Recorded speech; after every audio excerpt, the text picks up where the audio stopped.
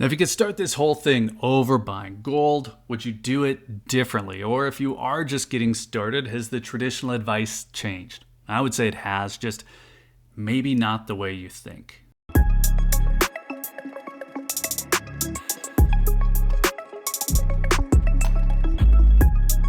2023 has been a weird year for gold. Weird enough to make me rethink what I would do if I was starting over today. So let's get some context here. Short-term price movement, that's rarely going to impact the way that I see an asset like gold. It's not something that I buy as a trade, so the peaks and the valleys, they only affect acquisition cost. Only. That's actually a big part of this whole thing. What I'm getting at here is that you only win or lose if you sell. Those gains, those losses, they're only locked in on a sale. So I see gold as a savings. It's mostly about buying as it's convenient. It's less about chasing price movement normally. Now here's a look at 2023 for gold. Like I said, it has been atypical. This kind of volatility is not normal. We saw intraday price hit 2152 during the Asian session earlier this month. We saw the LBMA record a new all-time high for gold this week. And we also saw two significant pullbacks that dropped the price of gold more than 10% both times. So this isn't normal price movement, and it's not normal levels of excitement. I think it's safe to say that it's changing the way people think about gold. Now, for me, nothing has changed in big ways, but over the past few years, I've been buying more gold in general and more varieties specifically. Now, my reasons for buying gold, though, haven't changed. What has changed is the price. The market has been trading at all-time highs, so if I was to use late 2013 as my starting point for scheduled purchases, because it was, well, that was a much different time to start than it would be right now. So the question that I'm putting out there is, what should we do differently?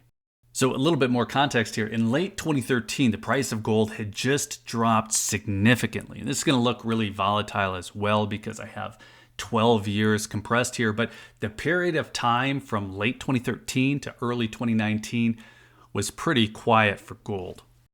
So I bought pretty mechanically. I made a habit out of it. I really only bought American Gold Eagles and Maple Leafs, quarter ounce each month, and then 1 ounce Eagles or Maples when I could.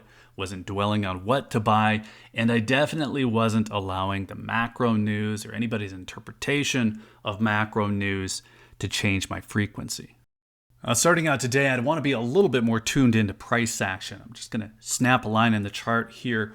As much as I like the idea of just buying every month, letting price movement average out, well, when you see this kind of volatility, paying attention to price movement saves you money. You can see points here where you'd want to buy more, and then you'd see points where you'd want to buy less. I mentioned at the time buying on each of these 10% drops, not because I knew that they were bottoms or that I knew gold was going to shoot back up so quickly, but just because the drops exceeded the 10% drop that I use as a trigger. And because I bought more on those drops, so I was able to stay patient during the spikes. And it didn't even have to be about patience. If I had any kind of budget discipline, I would have just blown it for a few months. That kind of thing just kind of works itself out. So this gets to the question of how we would stack gold if we were starting out today. And look, buy every month if you can, and then something gets in your way, turn. There is merit to not overthinking this whole thing and just being consistent. But if we have buy triggers for something like a 10% drop and we have patience immediately following, I don't know, an attack on a country, we're going to stack more or we're going to stack for less cash, however you want to look at it.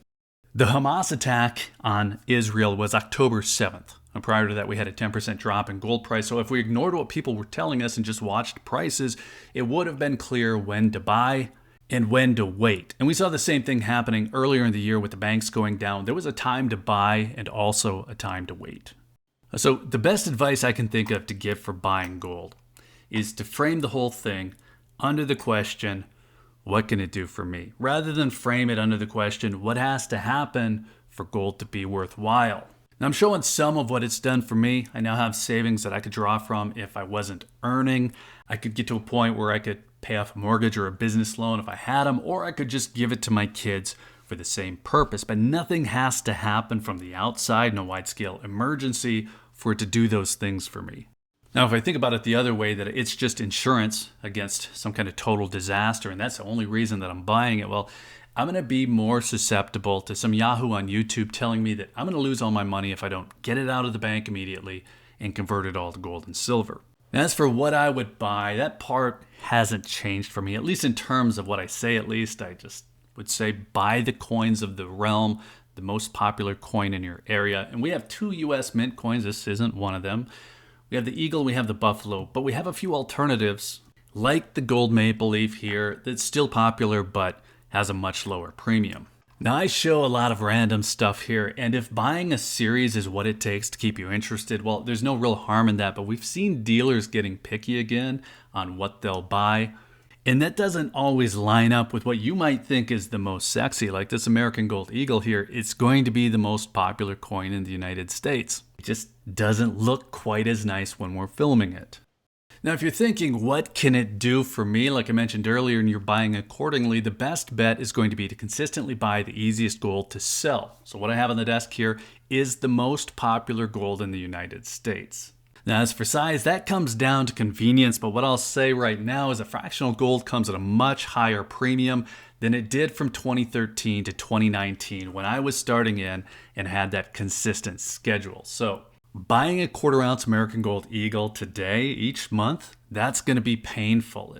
I would do everything I could to wait a little bit longer, buy 1 ounce coins, or I'd buy something else, 1/4 ounce gold maple or 1/4 ounce Britannia. They're going to have a lower premium. Now, if you shop around and you can find a 1/4 ounce American Gold Eagle for 9%, which I doubt anyone will be able to find, go for it. Even at that price, though, the 1 ounce coins are going to be much cheaper. This maple here, you can find it for 3% premium or less.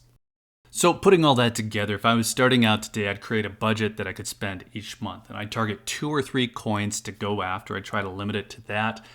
The buffalo is probably where I'd start if I was starting from zero. Maples now and then just to keep price down. Now, if my budget was in the $500 range, I'd plan to buy every 4th month, 3 times a year. I'd watch for dips. I'd hold off on those spikes. So I would end up with 3 ounces of gold a year. And if I found that I was not going to be patient enough, I'd look at 1/4 ounce maples or 1/4 ounce Britannias. I would not buy the 1/4 ounce American Gold Eagles today. And that's probably my biggest change because that's really 90% of what I was buying from 2013 to 2019, in terms of scheduled purchases at least. Now, if my budget was closer to $2,000 a month, and really that would be kind of tough. I honestly don't think it'd be that any other time in my life, at least from the rear view mirror. It would be really simple. I'd buy each of these until I had a tube. I'd buy 20 American Gold Eagles, I'd buy 20 Gold Buffaloes, and I'd buy 10 Gold Maple Leafs. Rinse and repeat. Now, if I was going to complicate this in any way, knowing what I know, what I like, how coins appreciate, I would also buy a lunar coin from the Perth Mint.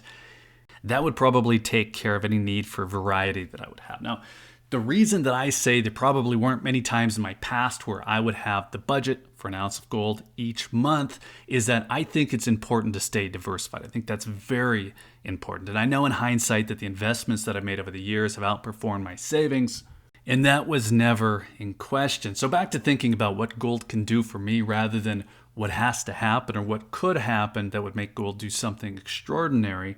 Well, that idea has kept me realistic about why I'm buying and how I go about it. And that's what you're getting here.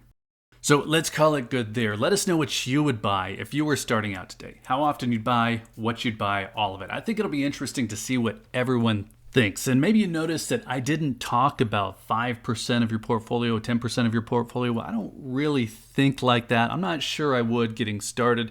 That is really dependent on where you are in life, whether you're retired, whether you're just starting out. So I think that deserves its own video. So let us know what you think. And then while you're in the comments, be sure to hit that like button if you found any of this interesting. Be sure you're subscribed with notifications turned on if you'd like to see more on the topic. And if you're still here, thanks again for watching. I always appreciate your time. Take care.